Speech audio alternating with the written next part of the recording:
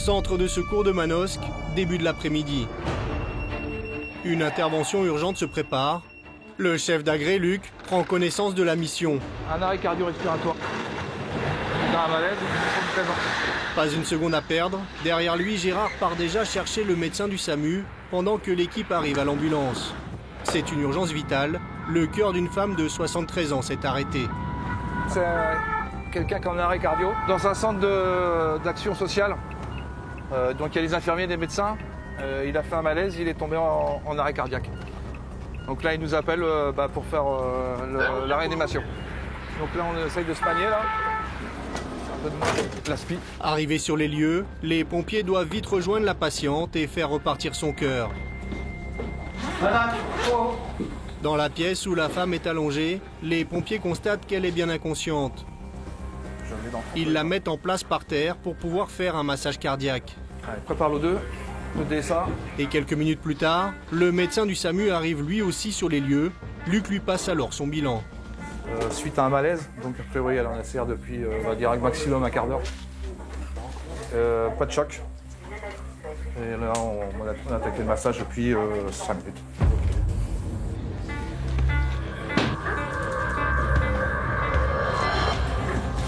La situation est critique, mais heureusement pour la patiente, elle a tout de suite été massée. Sans prise en charge immédiate, plus de 90% des arrêts cardiaques sont fatals. C'est bon, on trouve un peu plus de place ou... Dans l'urgence, le médecin perce le tibia de la femme pour y placer une perfusion intra-osseuse. C'est par là que les médicaments vont être administrés à la patiente. Et il faut vite commencer à injecter la première dose d'adrénaline qui pourrait faire repartir le cœur. Je vais prendre la bouteille, oui, hein. En attendant, le massage cardiaque ne doit surtout pas s'arrêter. Luc prodigue alors ses conseils au jeune Clément. Parce que tu travailles pas trop avec les épaules. Hein, Clément ? Voilà, verrouille tes coudes, travaille avec les épaules comme ça. Voilà maintenant 20 minutes que le massage cardiaque est effectué. Gérard et toute l'équipe font tout pour sauver la vie de la patiente. Elle est scopée, intubée au niveau ventilatoire. Donc là, le médecin recherche un pouls. Ouais, a priori, c'est reparti. C'est reparti, donc le scope nous dit que le cœur a repris une activité. Et les gestes efficaces ont été exécutés avec la médicalisation. Et du coup, ça favorise le redémarrage du cœur. Après tous ces efforts, le cœur de la patiente est reparti, mais à la lecture du premier électrocardiogramme, le médecin reste perplexe. On n'a pas dire grand-chose de ce gène. Sinusal, bloc des branches. Le cœur est très instable, son pouls est irrégulier et s'affaiblit de nouveau. Il faut recommencer le massage cardiaque. C'est Clément, le jeune pompier, qui s'y emploie. Et quelques minutes plus tard, le cœur de la patiente repart pour la deuxième fois.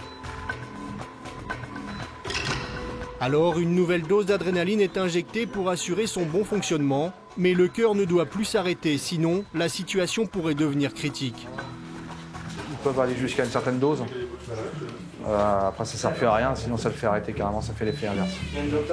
Donc là, ça a fonctionné, ça ne fonctionne pas toujours, mais le cœur repart. Ça ne veut pas dire qu'il ne peut pas se réarrêter encore une troisième fois. Mais pour l'instant, ça a l'air d'être plus ou moins stable. C'est actuellement grâce à cette bouteille d'oxygène et au respirateur artificiel que la patiente est maintenue en vie. Elle doit vite être hospitalisée dans un service d'urgence cardiologique. Le médecin, il est en train de faire le bilan à son collègue médecin régulateur à la base du SAMU au 04, à Digne, et de trouver une place pour la médicaliser dans un milieu hospitalier. Alors, lequel, je ne sais pas. En général, ça va être Aix-en-Provence, Marseille. Ou ici, il n'y a pas de cardiologie niveau Manosque. Donc, c'est moyen soit évacuation avec le VSAV, soit héliporté, ça dépend de l'urgence. C'est eux qui décident. Bon, là, on est en plein centre-ville, donc ça sera 99% par le VSAV. Et c'est bien en ambulance que les pompiers vont transférer leur patiente. Les portes doivent même être enlevées pour l'évacuation. Pas derrière. Ça suit pas derrière. Et avec tout le matériel branché à la patiente, la tâche est difficile. Moi, c'est bon, ça passe, ça passe. On se la reprend, ce n'est pas bien. La patiente est toujours inconsciente, mais son cœur est reparti. Elle est sauvée. Elle est dirigée vers l'hôpital d'Aix-en-Provence pour être prise en charge dans un service de cardiologie. Les Alpes de Haute-Provence, un magnifique département de près de 7000 km² où vivent 160 000 habitants. Chaque année, plus de 18 000 sorties sont effectuées par les pompiers. En 10 ans, elles ont augmenté de plus de 50%. On se rend compte aussi de l'incivilité des gens qui ne se poussent pas alors qu'il y a le Giraud, le Deux-Tons qui font assez de bruit. Ces petites routes de montagne rendent les temps de transport particulièrement longs et dangereux pour les secours. Elles sont aussi le théâtre de nombreux accidents. Est-ce qu'il y a eu un choc? Oui, il y a eu un gros choc. Un choc frontal? Semi-frontal. Le département est aussi très rural avec des élevages alpins où les interventions peuvent parfois être cocasses. Attends, t'énerve pas. Attention à toi. 70 pompiers professionnels et plus de 1500 pompiers volontaires permettent d'assurer les secours dans les coins les plus reculés du département. Cette adrénaline, quand le bip sonne, on a juste un petit message de marqué et on ne sait pas vraiment ce qui nous attend sur les lieux, quoi. Un département quadrillé de 42 centres de secours au service de sa population et des touristes qui y séjournent en grand nombre toute l'année. L'Italien m'a doublé, là. Il m'a percuté par l'arrière et il a tapé sa cheville dans le pot. Les Alpes de Haute-Provence, un département au sud de la France entre ville et montagne. Nous avons suivi les équipes de 3 casernes, Castellane, Manosque et Barcelonnette. Castellane, 1600 habitants, est un trait d'union entre les Alpes et la Méditerranée. Les touristes profitent du calme de ces belles journées ensoleillées. Mais sur les routes de la vallée du Verdon, un véhicule des pompiers roule à toute allure. C'est Michel qui est au volant. Il est responsable du secours en montagne des Alpes de Haute-Provence. Il vient d'être appelé pour superviser une intervention héliportée au beau milieu des gorges du Verdon, où d'autres vacanciers ont besoin d'aide.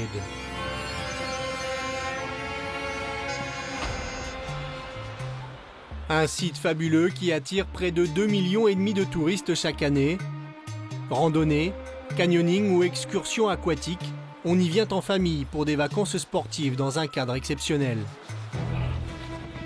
Michel, lui, n'a pas une seconde pour profiter du paysage.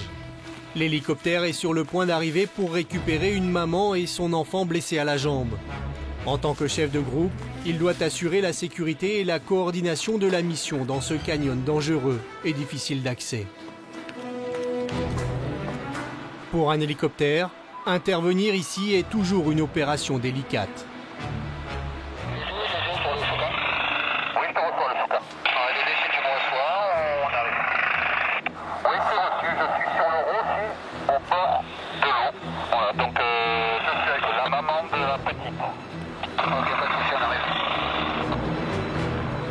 L'opération va pouvoir commencer. Je vais l'appeler le CODIS, je l'appelle. Je fais le point au CODIS. Arrivé sur les lieux, Michel est en contact avec le pilote de l'hélicoptère et les secouristes qui prennent en charge les victimes sur le rocher. Oui, j'écoute. Dédé, tu as un délai d'extraction? Les victimes sont équipées, la cheville est immobilisée, donc la manip est très claire avec le chouka. La maman va être récupérée par le deuxième secouriste et je remonterai à l'issue avec la petite. Bon, tu confirmes, c'est la maman qui est blessée, correct? Négatif, c'est la petite, mais vu avec le chouka, on va embarquer la maman. Ok. Ok, d'accord. Donc tu es prêt, je peux donner le top au chouka? Allez, c'est ok pour moi. Ok, tu sécurises la zone, tu fais évacuer tout le monde. L'hélicoptère s'engouffre dans le canyon et les secouristes sont prêts. S'ils sont très bien entraînés pour réaliser ce genre de mission, piloter un hélicoptère au milieu de 2 massifs montagneux est une mission périlleuse. Impossible de se poser, le secouriste harnaché au filin métallique descend récupérer la maman de la victime. Merlin Lapalu, montagne unité. Michel est à l'affût de la moindre difficulté qui pourrait gêner l'opération et reste en contact permanent avec son équipe. Le premier hélitreuillage s'effectue rapidement et l'hélicoptère va pouvoir procéder maintenant à l'évacuation de la seconde victime, restée sur le rocher avec un secouriste. Là, il se repositionne. Je pense que les conditions météo sont bonnes, aérologiques sont bonnes aussi. Il n'est pas trop chargé à un kéro. Donc, il va sortir les 2 autres dans la foulée. Là. Voilà. L'hélicoptère manœuvre avec précision. Au milieu de ces parois montagneuses, l'espace est très restreint et des courants d'air intempestifs peuvent venir perturber l'opération à tout moment. Tout est fait pour que l'intervention se déroule très rapidement. Le crew est descendu des jauges. Il récupère le secouriste et la deuxième victime. Afin d'éviter le phénomène de rotation, il part en translation, ce qui évite aux victimes et aux secouristes de tourner. Voilà. La jeune victime blessée à la cheville est elle aussi extraite du canyon. Elle va pouvoir retrouver sa mère dans l'hélicoptère qui les emmènera à l'hôpital de Digne. Elles y resteront l'après-midi pour des examens complémentaires. Le Chouka vient d'extraire les 2 personnes, il fait route sur Digne. Dis-moi, je t'appelle, il y a une autre intervention pour le Chouka dans le coin? À peine reparti, le Chouka 04 est déjà attendu ailleurs. Cody 04 du COS Rougon. Prenez message de situation à 21h15. Le Chouka 04 décolle pour la récupération de la victime et du binôme secouriste 04 au fond du canyon. Terminé. Dans les Alpes de Haute-Provence, pompiers et secouristes interviennent de jour comme de nuit pour servir la population. Les massifs montagneux de la région nécessitent très souvent la participation d'un hélicoptère, près de 600 fois chaque année.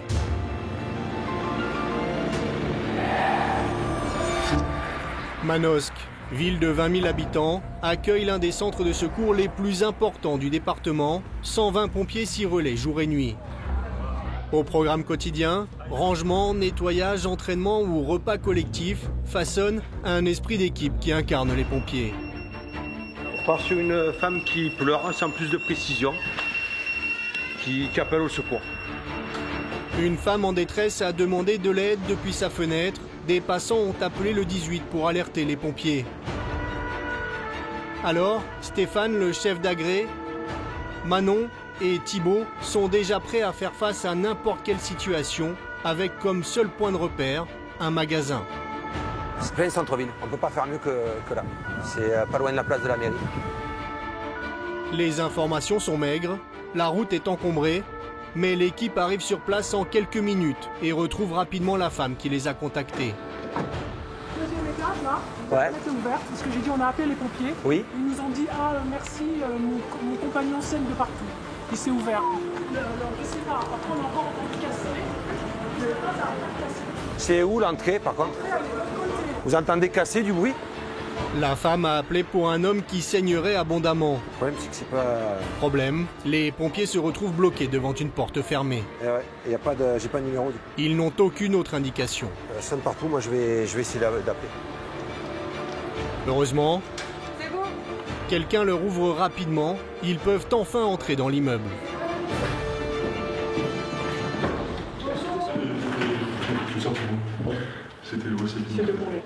Les pompiers ont trouvé la victime qui dévoile une main lacérée et pleine de sang. On va regarder beaucoup de sang, mais beaucoup. On va regarder ça, ok? Ouais. Si tu remets ça pour protéger. On va... À l'origine des blessures, une dispute de couple qui a mal tourné. Dans un excès de colère, le jeune homme de 20 ans aurait mis des coups de poing dans les 3 vitres qui composaient la fenêtre de son appartement. Sa main droite est très abîmée et présente de multiples coupures qu'il va vite falloir prendre en charge. Vous avez fait quoi? J'ai tapé dans son... D'accord. Ok. Elle a cassé la vitre? Ok. Allez, asseyez-vous, mettez-vous là. Et on va s'occuper de ça. Vous me nettoyez tout ça. Vous regardez les dégâts que ça a fait. Stéphane confie rapidement le patient à son équipe. Vous prenez pouls de tension, vous me faites parvenir ça devant. Et pendant que les plaies commencent à être soignées et nettoyées, vous me désinfectez, vous m'emballez. Alors, à nous. Il va essayer d'en savoir un peu plus sur les circonstances de l'accident. C'est la première fois qu'il fait ça? La deuxième. Ouais. Vous êtes un peu disputé? Ça compris. Oui, j'ai compris. Ouais. On s'est disputé, il a cogné sur la fenêtre. Mais il y a 2 jours aussi, c'est rouvert et là, c'est parti. Pourquoi il avait déjà fait ça? Ah, mais les blessures qu'il a, c'était déjà d'avant? Oui, les avons ouvertes et encore plus ouvertes. D'accord, ok. Qu'est-ce qui t'est arrivé? Monsieur Narvé. J'ai tapé dans une vitre, la vitre s'est cassée. Je sais pas, c'est quand j'ai tapé, après j'ai vu tout saigner. 13-8 de tension. Les coupures du jeune homme auraient pu lui coûter la vie, puisque l'une d'entre elles se situe au niveau des veines du poignet. Heureusement, sans toucher la veine principale. La vitre, on a dessus. T'arrives à bouger tes doigts? Pas plié, mais... Tu m'emballes ça avec un champ stérile, proprement, qu'il n'y ait pas de risque d'infection.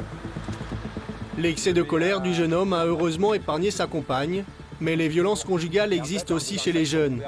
Elles touchent une adolescente sur 5. On va t'amener aux urgences, t'as bien compris, d'accord? On va essayer de suturer ça. Hein? Ça repose. Une fois arrivé à l'hôpital, Stéphane va maintenant prêter une oreille attentive au jeune homme. À quelques centimètres près, sa coupure au poignet aurait pu lui être fatale. Comment ça va? Ouais, tu fais une connerie? T'as fait une connerie? Hein? Allez, on avance. Bon, il va falloir un peu se parler. Hein? D'accord? Faut pas faire des choses comme ça. Hein? C'est un peu inutile, non? Ben, arrivé au moment, il faut faire quoi alors? Ouais, bah, c'est tout. Ah ben voilà. Ben voilà. Hein, t'es jeune. T'as toute la vie devant toi. Et bon, ça, on va le considérer comme un petit appel au secours. L'attention de Stéphane touche le jeune homme, qui semble vouloir l'écouter. Puis parlez-vous. Une fois pour toutes, vous parlez, puis voilà, c'est fini, c'est pas fini, mais faut vous parler, calmement. Hein? À l'escalier, tu sais ce que tu es. Chacun a ses défauts, chacun a ses qualités, mais tout peut s'arranger en discutant. D'accord? Oui, moi j'ai envie de discuter. Allez, ça marche. Mais si, regarde, allez, ça va s'arranger. Les quelques mots de Stéphane portent immédiatement leurs fruits. Le jeune homme semble prendre conscience de ses actes. Hein? Allez, ciao. On m'a dit de réfléchir à mes actions, à moi, à mon comportement aussi. Mais il n'a pas tort. Sans l'intervention rapide des pompiers, la violence du jeune homme aurait pu se terminer en drame, pour lui ou pour sa compagne. Le premier rapport, c'est le dialogue. Et avec le dialogue, souvent, on arrive à résoudre beaucoup de choses. C'est-à-dire poser des questions, savoir pourquoi. Dans toutes les interventions, on est dans un dialogue avec la victime qui permet de se rapprocher le plus près possible de ce qui lui est arrivé. En 2019, les violences conjugales ont causé la mort de 146 femmes. Alors, pour Stéphane, intervenir, dialoguer et secourir font partie intégrante du rôle du pompier.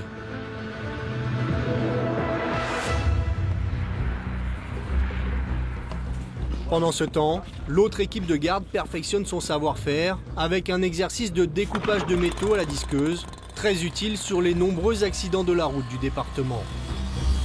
Mais l'entraînement va être de courte durée. Les bips retentissent déjà, il faut partir. Les journées sont rythmées par les urgences et c'est Gérard et son équipe qui partent sans perdre un instant. Barlotte, jeune homme, 17 ans, malaise, douleur dans la poitrine.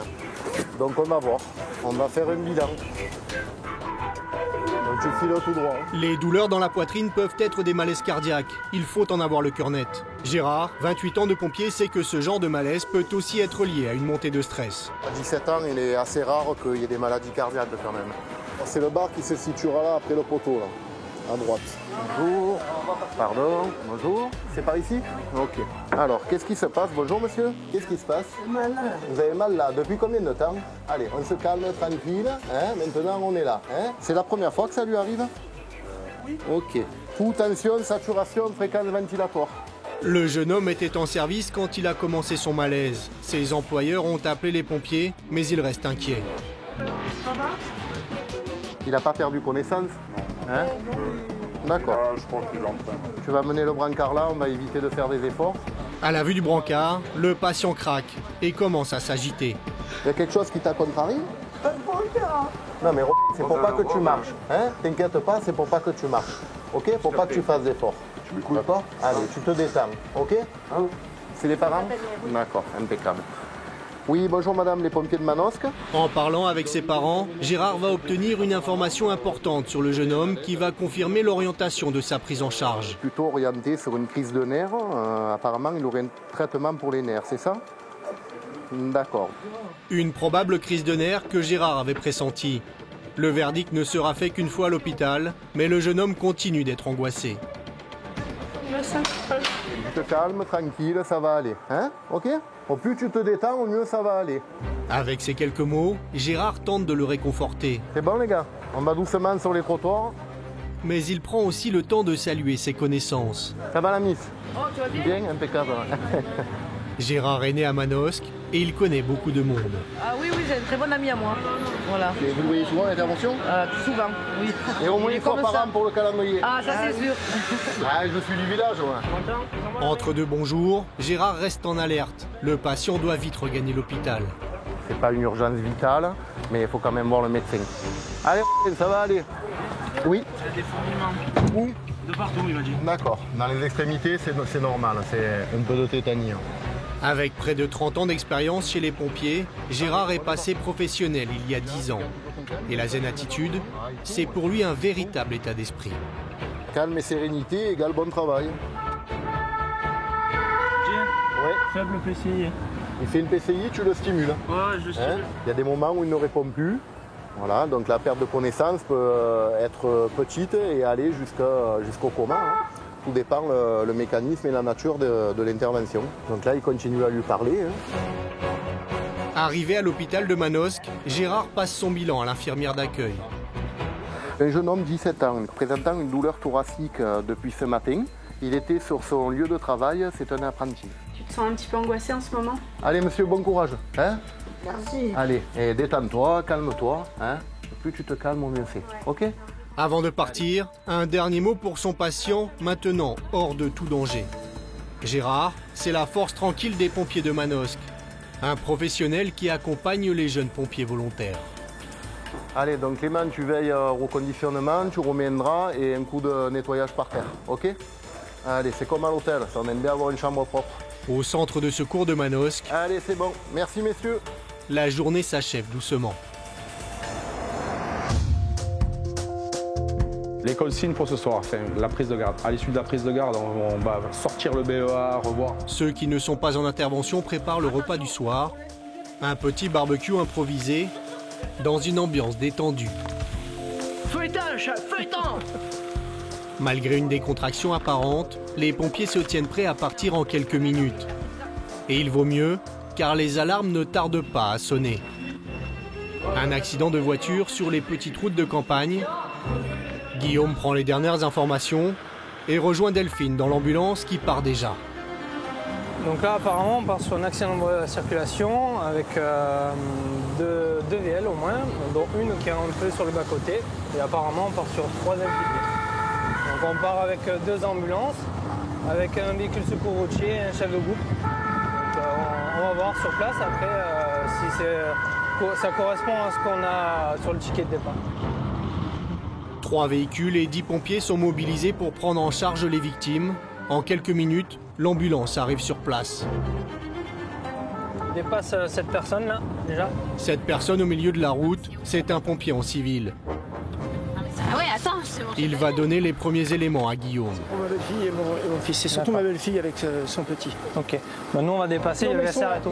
Ils sont juste là. L'homme a été appelé par son fils, le conducteur de ce véhicule dans le fossé. Il rentrait tranquillement chez lui avec sa femme et son bébé de 10 mois et aurait été percuté par le véhicule blanc, zigzagant en plein milieu de la route. Arrivé sur place pour épauler Guillaume, Gérard prend rapidement les premiers éléments de l'accident. Ceux qui sont responsables et nous, les véhicules blancs. D'accord, je vais prendre la famille en charge. Et moi, je vais là-bas. Est-ce qu'il y a eu un choc? Oui, il y a eu un gros choc. Un choc frontal? Semi-frontal. Il était semi-frontal. Il a été pris en fait. Eux, ils sont déportés. Ouais. Et lui, il est venu comme ça en fait. Il est dedans et la voiture à la volée. Et c'est parti dans le... D'accord. Nous, on va là-bas. Pendant que Guillaume part voir l'autre véhicule, Gérard s'occupe du jeune couple avec le bébé, toujours avec sérénité. Donc là j'ai 3 victimes en urgence relative, rien de grave, hein, donc on les prend en charge, on va terminer à l'hôpital avec un bébé, un enfant de 10 mois, donc on va voir et on va voir le médecin. L'urgence vitale semble écartée. Malgré la violence du choc, le jeune conducteur a réussi miraculeusement à éviter le drame en finissant sa course dans le fossé. Une belle frayeur pour cette jeune famille qui part en ambulance rejoindre l'hôpital pour des examens complets. De son côté, Guillaume et son équipe s'assurent que le conducteur qui a provoqué l'accident se porte bien. Vous avez la ceinture et tout ça? Oui, bon, ce que je veux savoir, c'est... Il n'y a pas de blessé grave là-bas. Voilà, quoi. Ah. C'est juste... Juste ça, voilà, vous inquiétez pas, il n'y a pas de blessé grave. Par contre, je vous demande de vous asseoir quand même, vous venez d'avoir un accident, asseyez-vous. L'homme est alcoolisé, il se préoccupe un peu tardivement de la famille qu'il vient d'envoyer dans le fossé. Vu qu'il est alcoolisé, vous le prendrez-vous en charge? Ah oui. Voilà, non mais moi je veux savoir, pour pas que je dise oui. Guillaume est maintenant déchargé de la prise en charge du conducteur alcoolisé. Suspicion d'absorption d'alcool. Il va néanmoins réaliser un dernier geste de sécurité sur le véhicule accidenté, particulièrement important. Il faudrait que le VSR vienne pour couper. Ouais. C'est quoi le risque là, Guillaume? Donc en fait, comme une voiture est accidentée, ce qu'on peut avoir, c'est un début d'incendie qui peut se passer sur le véhicule.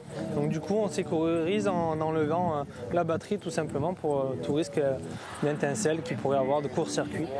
Voilà. Donc c'est un choc violent, mais qui est sans gravité particulière.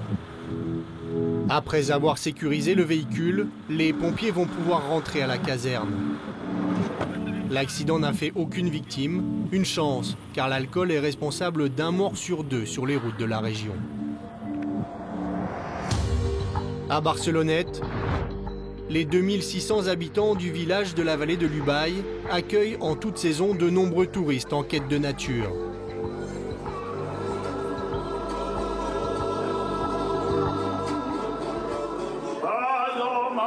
Située en pleine montagne, à plus de 1100 mètres d'altitude, c'est la plus grande commune de la vallée et ses pompiers ne chôment pas.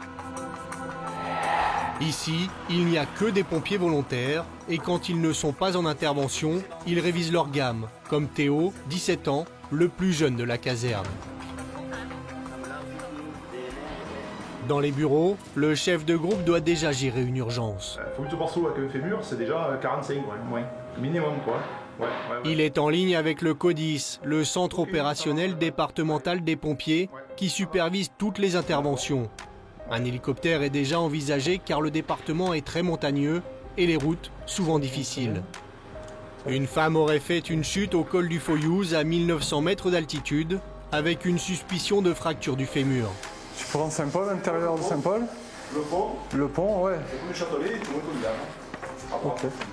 Une fois le chemin en tête, Baptiste part sans perdre de temps récupérer Karine, l'infirmière. La personne blessée serait une dame de 93 ans. Tiens, t'as ton gilet, la feuille, 40 ans. Salut! Karine était de garde chez elle et en un instant, elle est redevenue pompier au service de la population. J'ai été bipée et je pars sur l'intervention avec mon chauffeur. Et pour arriver sur les lieux, il faut emprunter l'unique route touristique qui mène au col. Pas toujours facile. On se rend compte aussi de l'incivilité des gens qui ne se poussent pas alors qu'il y a le Giro, le Doton qui font assez de bruit, mais bon voilà, ils sont en vacances. Karine ne veut pas perdre de temps. Ouais, ça passe. La route est longue, une trentaine de kilomètres sur des chemins de plus en plus étroits et difficiles. Mais les pompiers de Barcelonnette y sont habitués. Ça fait un grand secteur d'intervention, où il y a des trajets relativement longs. Ça, les petites routes, les virages fermés. Après une bonne demi-heure de route, le véhicule arrive en haut du col. Ah. L'infirmière va être très utile à l'équipe qui procède déjà aux premiers soins. Allez. Alors, le sac complémentaire, côté droit. Fémur droit, douleur à 7-8. Votre poids, madame? 70 kilos? 70 à peu près? Pas d'allergie particulière? Bon. On va lui poser une perf et on va lui faire la morphine perfalgan. Rodrigue, le chef d'équipe, reste préoccupé. La victime, une dame de 93 ans, a chuté lors d'une promenade et s'est cassé le fémur. La douleur est vive. Elle est actuellement intransportable. Si vous voyez des papillons de partout, ne vous inquiétez pas. Hein. C'est la morphine, pour que vous oubliez un peu la douleur. C'est le jeune Théo, très impliqué, qui dédramatise la situation avec la victime. Je vais poser ma main sur votre ventre. d'accord? Pour prendre votre respiration.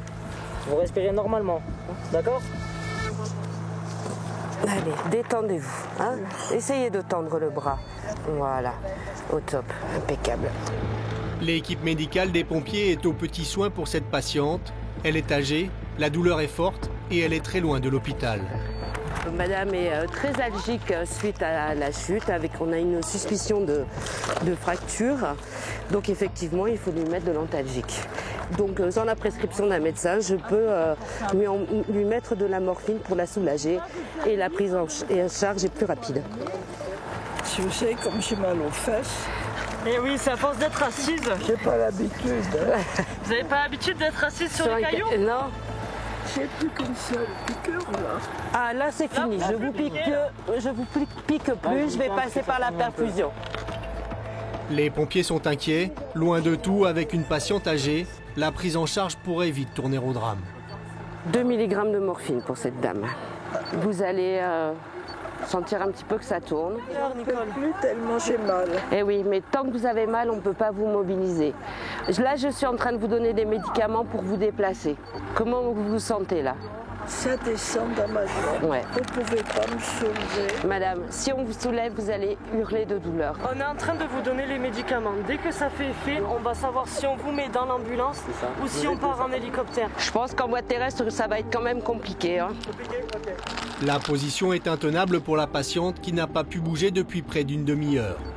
Sa situation commence à la préoccuper sérieusement. Si vous savez ce que j'ai mal, je ne vais pas mourir. Hein. Mais non. Oui. Attention pour lever. Levez. Est-ce que ça vous a fait mal? Bon, allongez-vous, madame. Du coup, si vous avez mal, on s'arrange. Voilà, elle a mal. Là, je ne peux pas. Couverture. Je ne peux pas m'allonger. Déjà, j'ai plus de cailloux sur les fesses. C'est plus confortable. Au grand soulagement de l'équipe, au bout de quelques minutes, la situation s'améliore pour la patiente. Les automobilistes bloqués sont enfin libérés et manifestent leur soutien aux pompiers. Merci madame, on apprécie. Au revoir madame. Voilà, la victime n'a plus mal et on va pouvoir la transporter pour qu'elle soit hospitalisée et qu'elle est bien. C'est ça qui est important. Et à 1900 mètres, c'est énorme. L'équipe peut se détendre, la douleur est soulagée. Là c'est bien, on a moins chaud en plus, on a moins de soleil, on est parfait là. Le soleil, c'est le nuage qui nous cache un peu le soleil. Non mais vous savez, j'ai pas envie de vous péter. Mais... J'ai envie au contraire de vous remercier. Mais c'est normal, on est là pour ça madame. Mais presque ça me ferait pleurer. Mais non, pourquoi? De vous remercier. Mais il faut pas. Mais non, on est là pour ça, madame. Bonne nouvelle pour la vieille dame, l'hélicoptère s'est rendu disponible pour l'évacuer rapidement vers l'hôpital. Ça va toujours la douleur, madame? Posez. Très bien. L'hélicoptère atterrira à plus d'1 kilomètre dans un champ voisin. Théo ne va pas quitter sa patiente. Vous allez partir avec l'hélicoptère, vous imaginez? À 93 ans, vous avez quand même de la chance, non? Vous trouvez pas? Ah oui. Ah oui. La dame se sent mieux, mais reste préoccupée par une éventuelle opération qui l'attend. Théo, à ses côtés, tente alors de la rassurer. Si c'est vraiment très très grave, ils vont vous opérer. Et après, si c'est pas trop grave, ils peuvent trouver une autre solution. Qu'est-ce qu'on fait? Ah là, je sais pas du tout. Il faut voir avec le médecin. J'ai pas encore fait de médecine, moi. Ça va, madame? L'équipage de l'hélicoptère est venu prêter main forte aux pompiers. Il va falloir continuer à pied sur près de 500 mètres de chemins escarpés. Ça va, madame? Laurine, tu peux remonter un peu la tête de madame? Je remplace devant ou pas? Alors on peut tourner. Ouais, on tourne? On va la poser. Attention pour poser. On pose. Des évacuations en altitude comme celle-ci, les pompiers de Barcelonnette y sont habitués. Oh, c'est bon, moi j'ai déjà brancardé dimanche, je suis chaud patate. Mais à chaque fois, la résistance physique des secouristes est mise à rude épreuve. La patiente sera héliportée en moins de 15 minutes à l'hôpital de Digne. T'as été très courageuse. Une mission très bien menée par les pompiers volontaires de Barcelonnette. Elle a fait déjà un tour d'hélico. C'est pour vivre ces aventures humaines que Théo, 17 ans, s'est engagé. Dans le département des Alpes de Haute-Provence, plus d'une intervention héliportée sur 5 est effectuée par sa caserne. cette adrénaline, quand le bip sonne, ben, on a juste un petit message de marqué et on ne sait pas vraiment ce qui nous attend sur les lieux, quoi. Donc ça, c'est vraiment pour ça que je veux faire pompier et vraiment aussi pour aider les gens, quoi. Ça, c'est parce que mon père, il était déjà depuis 1 an au pompier et il m'a donné une vocation, quoi. Et ça se transmet comme ça, de père en fils, et on verra si moi je la transmets. Retour à la caserne de Barcelonnette. On prépare les véhicules pour les prochaines interventions. Les évacuations au fur et à mesure, comment dans les étages? Pendant que d'autres, comme Théo, à côté de son père, revoient les méthodes d'évacuation sur un immeuble en feu. Il faut surtout envisager ce qui va se passer. Et quand vient l'heure du déjeuner, on les retrouve pour préparer le repas. Être pompier à Barcelonnette, c'est souvent une histoire de famille. Il m'a vu partir. Voilà, et puis il a dit ben, je vais entrer à l'école des JSP, et puis ça s'est fait comme ça. Au menu du jour, aioli et légumes frais, pour le plus grand bonheur des équipes. Mais une intervention cocasse va interrompre le repas.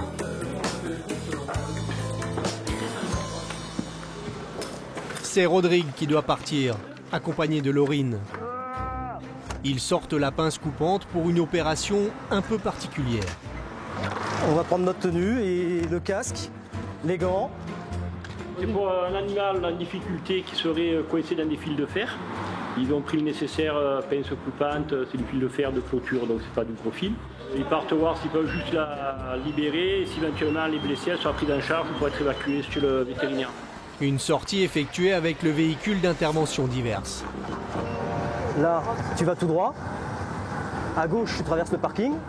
Quand tu ressors du parking, il faudra faire un demi-tour.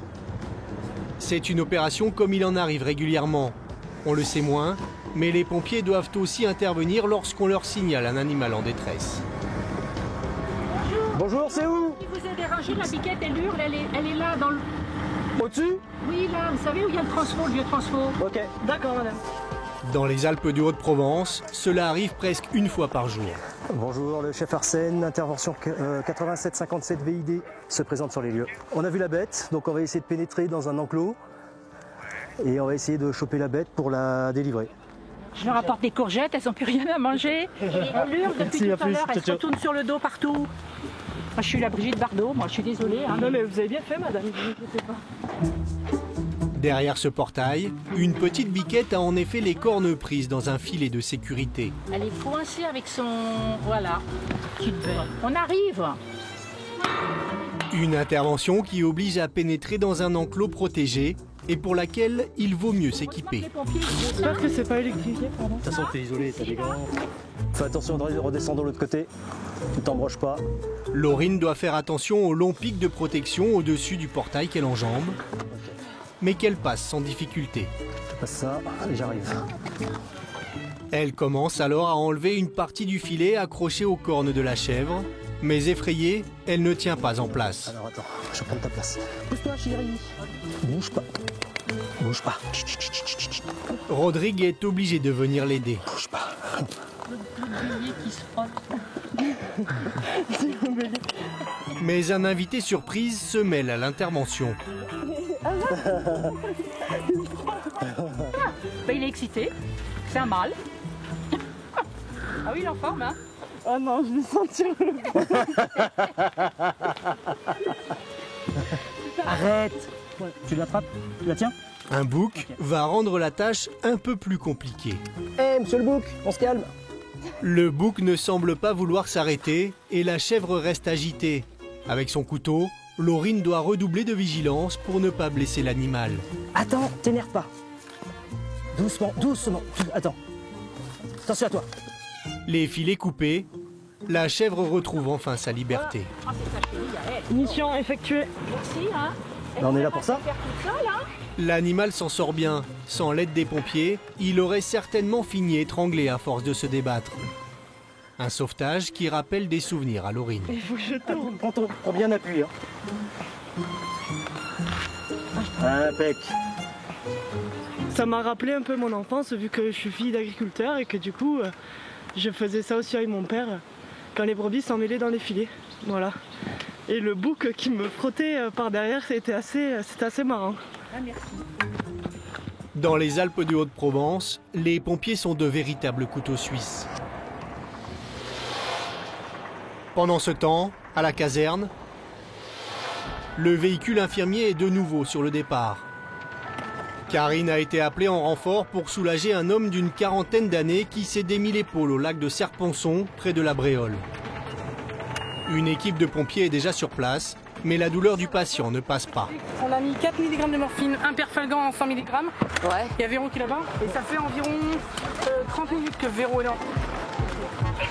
Qu'est-ce que vous avez fait?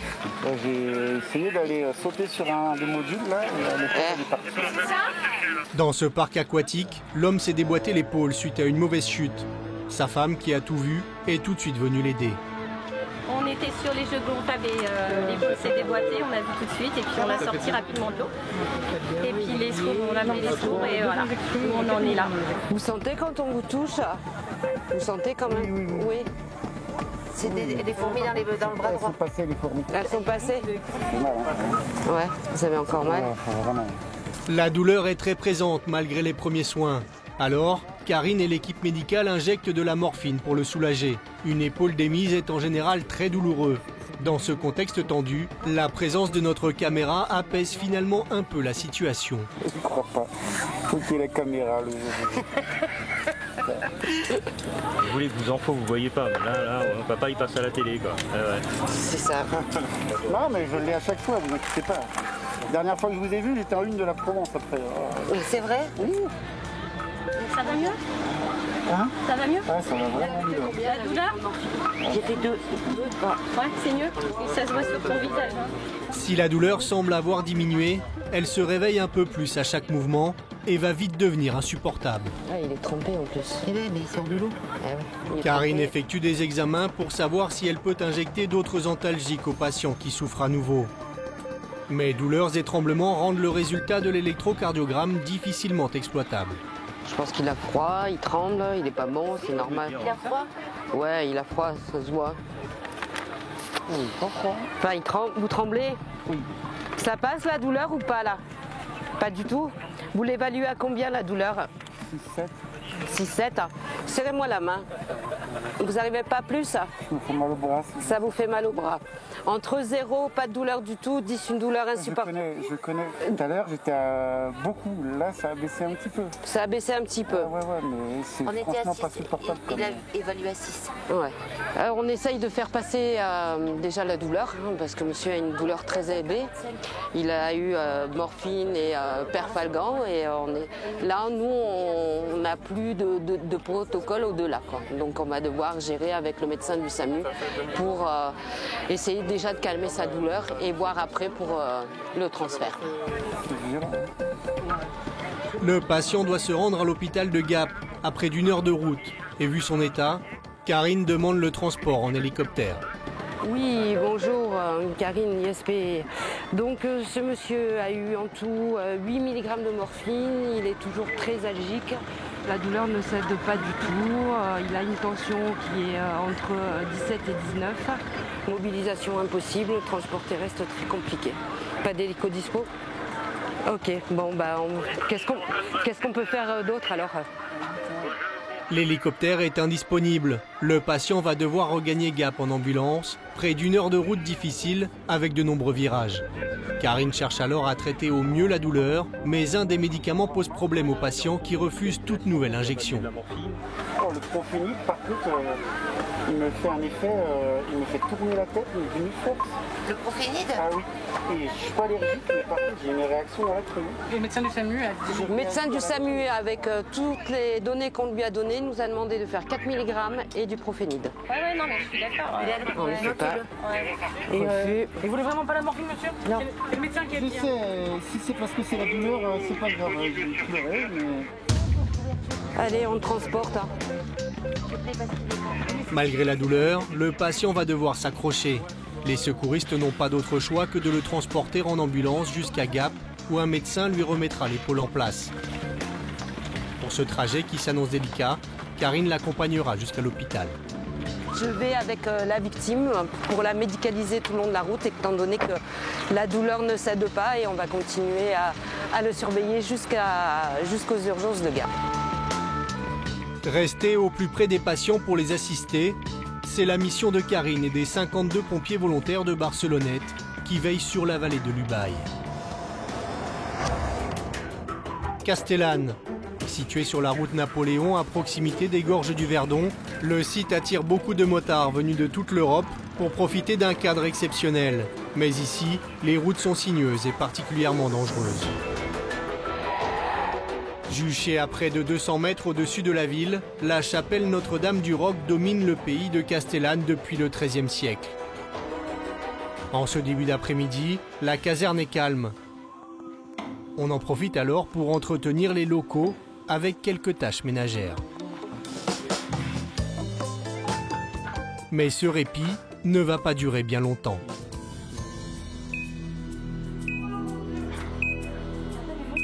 L'alarme et les bips se mettent à résonner.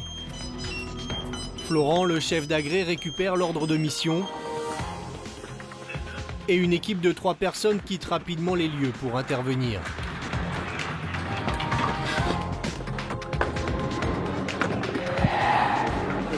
Un AVP 2 roues contre 2 roues, Mike 50 ans qui a trop ma cheville. Direction la sortie du village. Elsa est au volant pour conduire l'ambulance sur les lieux de l'accident. Je me gare où, devant?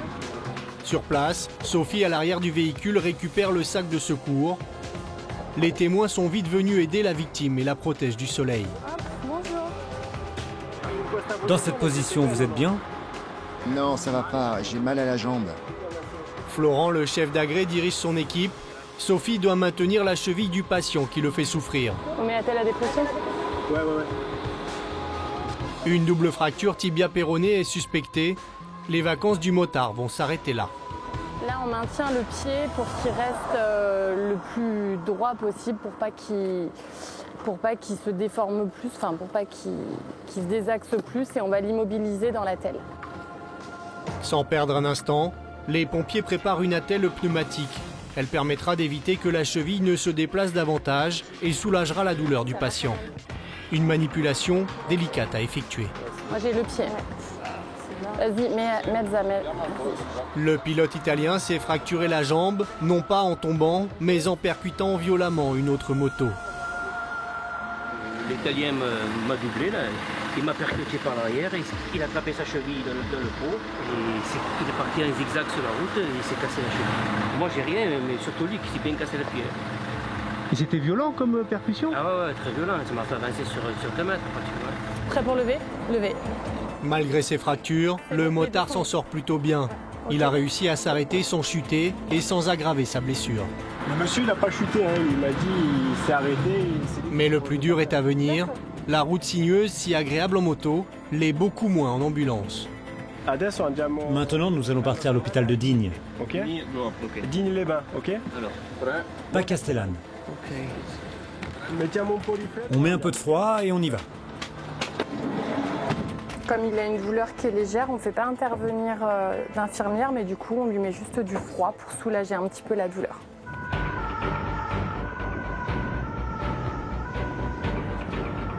Pour rejoindre Digne-les-Bains en ambulance, c'est plus d'1 heure de route et de nombreux virages. Chaque vibration amplifie un peu plus la douleur au niveau de la fracture.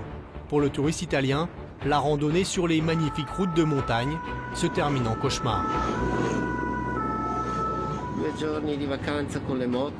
J'ai pris 2 jours de vacances pour rouler sur ma moto de 1930. Lors de l'accident, ma première inquiétude, c'est que j'ai senti une vive douleur à la jambe et je ne pouvais pas descendre de la moto. J'ai demandé alors à mon ami de m'aider à garer ma moto et à descendre. J'ai basculé ma jambe et je me suis allongé sur le sol. J'ai demandé une ambulance, puis vous êtes arrivé. La pilule est trop dure à avaler pour le motard italien qui commence à réaliser que sa vie bascule. De plus, la douleur se fait à nouveau ressentir. Allez plus doucement, il faut ralentir parce que l'os fait crac-crac. Elsa, tu peux aller un petit peu moins vite parce que le monsieur il est assez incommodé par la route et ça lui fait mal en fait. Dans les virages, tout ça, si tu peux aller plus lentement, s'il te plaît. Merci. Malgré tout, le motard arrive à trouver en Sophie un peu de réconfort. Le transport est très délicat, ça tourne beaucoup, c'est assez étroit. Donc c'est vrai que c'est pas toujours agréable, surtout pour des personnes comme ça qui ont des traumas, donc c'est pas toujours très agréable. La route peut incommoder. La jeune femme est une pompier volontaire, un véritable choix de vie. Moi je suis dans le commerce à la base et je voulais faire plus humainement. Voilà, je voulais apporter quelque chose, je voulais me sentir utile, me dire que s'il m'arrivait quelque chose, j'avais fait quelque chose de bien. Et en discutant avec quelqu'un que je connais qui est pompier, je me suis dit c'est ça qu'il faut que je fasse. Et je me suis lancée et voilà. À Castellane, il y a 49 pompiers, tous volontaires. Ils ont fait le choix de s'engager pour secourir la population. Pour pouvoir se rendre à nouveau disponibles, les pompiers passent le relais à une autre ambulance qui emmènera le motard vers l'hôpital de Digne.